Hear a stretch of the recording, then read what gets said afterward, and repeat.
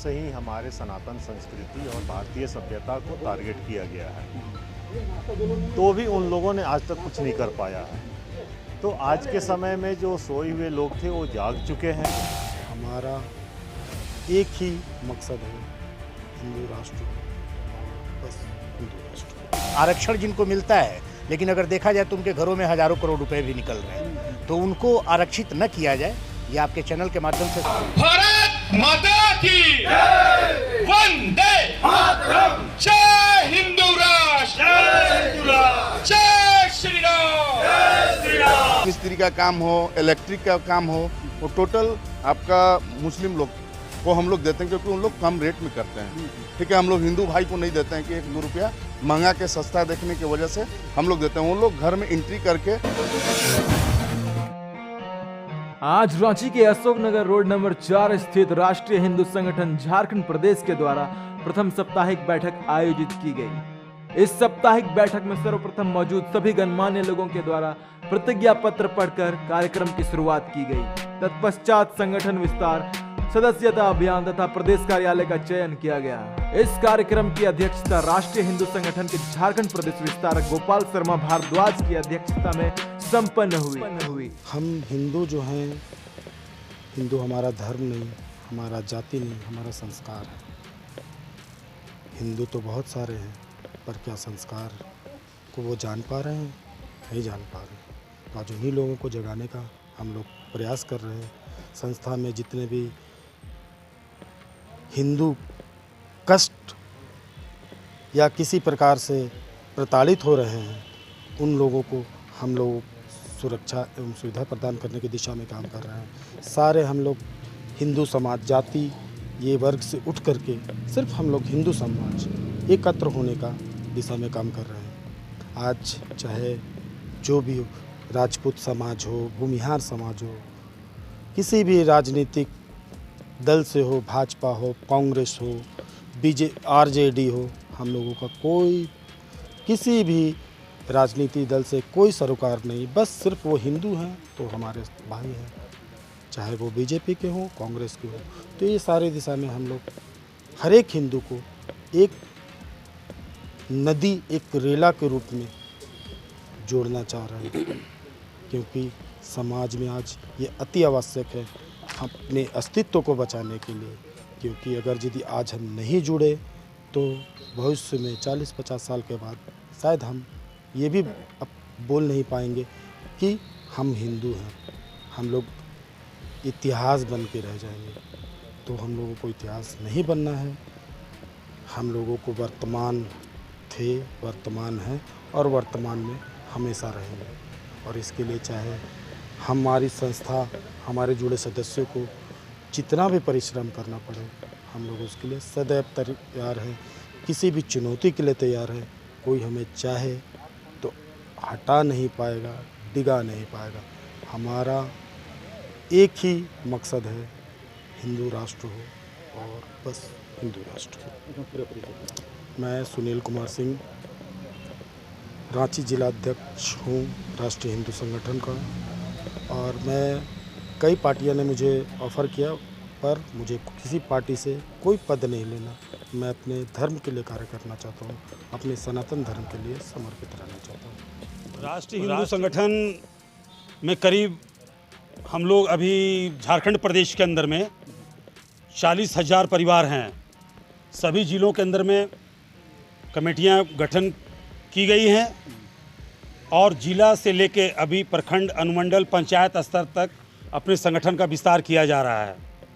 इसके साथ साथ आज की जो स्थिति है वो राष्ट्रीय हिंदू संगठन पूरी नज़र बनाए हुए पूरे झारखंड प्रदेश में जो हिंदू समाज को जो प्रताड़ित किया जा रहा है और उन्हें जो तंग तवाह किया जा रहा है, ये हम अपने लीगल टीम के द्वारा और अपने 40,000 कार्यकर्ताओं की जो फ़ौज है हमारी, और हम सब प्रत्येक दिन हज़ारों लोगों को जोड़ रहे हैं और संख्या बल बढ़ा रहे हैं।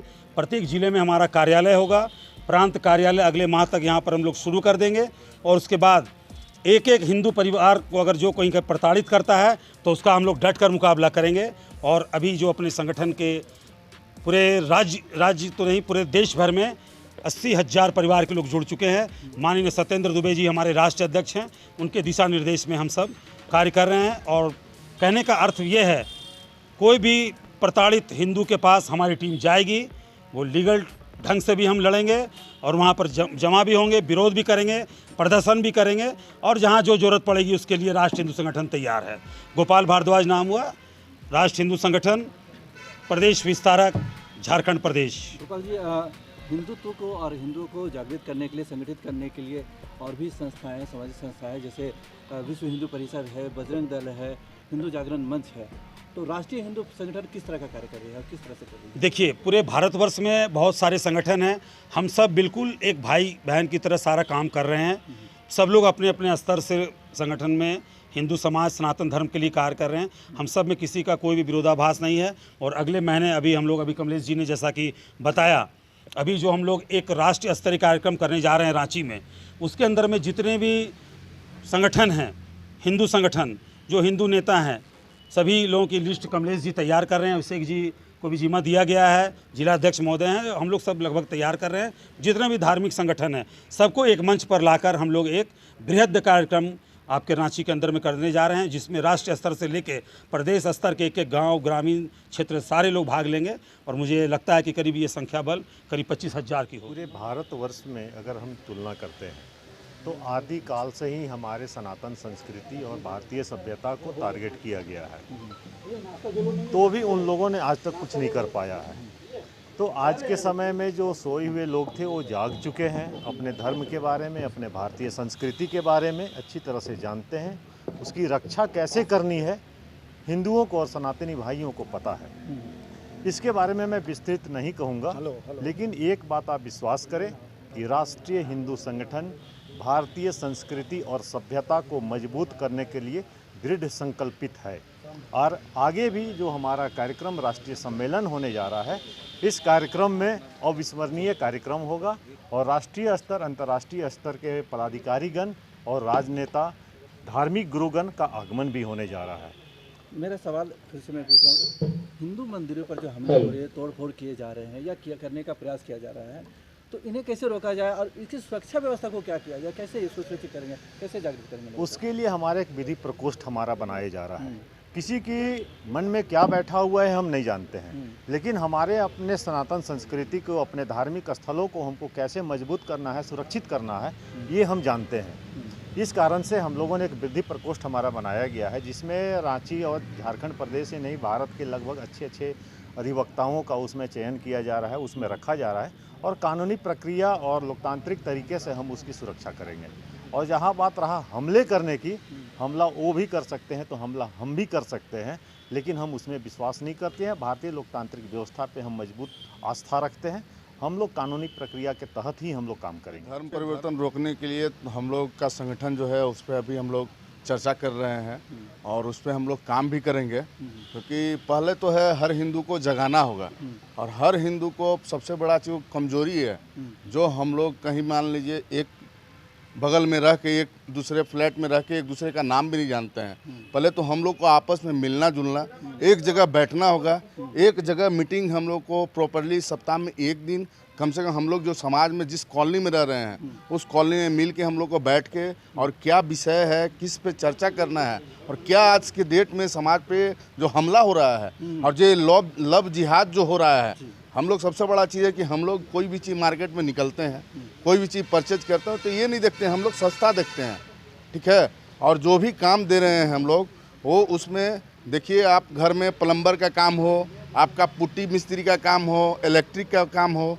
वो टोटल आपका मुस्लिम लोग को हम लोग देते हैं, क्योंकि उन लोग कम रेट में करते हैं, ठीक है। हम लोग हिंदू भाई को नहीं देते हैं कि 1-2 रुपया महंगा के सस्ता देखने की वजह से हम लोग देते हैं। उन लोग घर में एंट्री करके और बहन बेटियों को फंसा के, जाल में फंसा के उड़ जाते हैं। वो यहाँ तक कि अपना नाम भी बदल लेते हैं उन लोग, अपना नाम जो है नाम बदल के घुस के और हमला कर। यहाँ पर परिभाषित कर दिया गया है अल्पसंख्यक मतलब मुसलमान, जबकि अगर देखा जाए, अगर हम जहाँ पर हैं, यहाँ पर अगर अल्पसंख्यक की बात करें तो हमारे यहाँ आज जैसे अब गुरु पर्व आने वाला है, यहाँ पंजाबी बिरादरी के लोग रहते हैं। रांची के लिए तो अगर देखा जाए तो अल्पसंख्यक वही लोग हैं, ठीक है। इसके अलावा भी जैसे जैन हैं, लेकिन उन लोगों पर सरकार का नज़र नहीं जाता।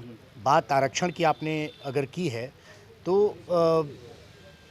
भीमराव अंबेडकर साहब ने जो संविधान लिखे हैं उसमें उन्होंने चर्चा भी की थी कि ये आरक्षण होना क्यों चाहिए था, उस पर उनकी विस्तृत चर्चाएं हैं, लेकिन उस पर भी सरकार चेतती नहीं है। आज वोट बैंक के लिए आरक्षण को एक हथियार के रूप में ये लोग इस्तेमाल कर रहे हैं। आने वाले दिनों में भी अभी झारखंड सरकार ने किया है कि 11 या 12 तारीख को किसको कितना देना है, यानी कि हम हिंदुओं को भी ये लोग विभाजित करते जा रहे हैं। अगर आप राजपूत हैं, आप वैश्य हैं, आप शूद्र जाति में आते हैं, तो इस तरीके से आपको किसको कितना वोट बैंक के हिसाब से आरक्षण देना है, ये किया जा रहा है। तो ये हमको लगता है कि ये कोड है। हिंदू समाज को इस पर चेतना चाहिए, चर्चाएं इस पर भी होंगी, और जब बात आप निकाले हैं आरक्षण का, तो ये बात आपके चैनल के माध्यम से भी लोगों तक पहुंचे कि आरक्षण किसके लिए ज़रूरी है। अगर है ही तो उनको आरक्षित किया जाए जो कि पैसे से मजबूत नहीं है, और वैसे लोग जो कि आरक्षण जिनको मिलता है लेकिन अगर देखा जाए तो उनके घरों में हज़ारों करोड़ रुपए भी निकल रहे हैं, तो उनको आरक्षित न किया जाए। ये आपके चैनल के माध्यम से सरकार से भी हमारी गुजारिश होगी, और हिंदुओं से भी ये मेरा आग्रह होगा कि आप इस चीज़ को समझें, आप बहिष्कार करें ऐसे आरक्षण का। दीपक जी, अभी कुछ समय पहले आपके साथ एक दुर्घटना घटी। आपका ट्रांसपोर्ट का बिजनेस है और कहीं ना कहीं आपके साथ उस ट्रांसपोर्ट का खनन किया गया या उसको फ़ायदा उठाया गया, बहुत बड़ा। तो इसको लेकर क्या कहेंगे आप? जैसे देखिए, मैंने क्या हुआ कि दुर्गा पूजा में जितने भी मेरा अपना ड्राइवर थे वो सारा छुट्टी पे चले गए, तो मैंने एक ड्राइवर रखा। और उन्होंने क्या किया, अपना मौसी के बेटा तो नानी के बेटा, उन्होंने 3-4 ग्रुप मिलके पहले मेरा वो बहुत बढ़िया काम किया। मतलब वो लोग कौन है? वो लोग मतलब मुस्लिम है, रेहान नाम था उनका, एगो का नाम सहबाज था, एगो का नाम राजा था।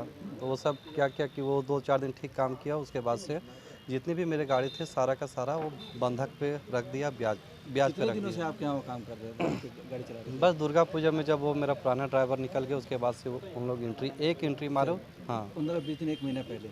हाँ, 15-20 दिन के पहले, 1 महीने नहीं, वही 15 से 20 दिन के पहले। तो मेरे गोपाल भारद्वाज जी से मैंने बात की, तो वकील माध्यम से, और सुखदेव नगर थाना से बड़ा बाबू 24 घंटा के अंदर में सारा का सारा गाड़ी मेरा रिलीज हो गया। उसमें बहुत मतलब समझिए कि 10 से हम 12 दिन परेशान थे। तो इससे क्या आपको क्या लगा आने वाले समय में? कभी भी हम ये चाहते हैं कि कभी भी मुस्लिम पर भरोसा नहीं करेंगे, और उसको एकदम बहिष्कार ही करेंगे। और जो अभी जो बात रखे कि इंटरनेशनल, मतलब वो लोग, सही बात है कि उन लोग टेररिस्ट का काम ही करते हैं।